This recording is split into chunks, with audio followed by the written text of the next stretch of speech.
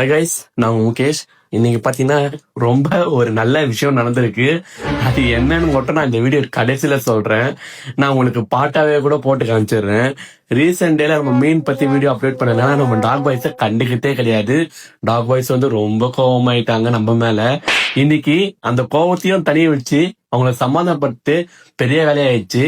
நான் இந்த வீடியோல உங்களுக்கு ஃபுல்லா எங்க ப்ரௌனி உங்ககிட்ட எதுவும் சொல்லணுமா? கேட்டுங்க மக்களே.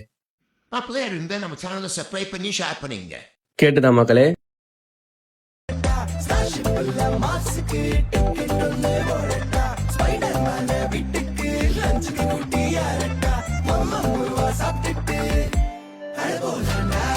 ஆதித்ய மூலம் அதித்தி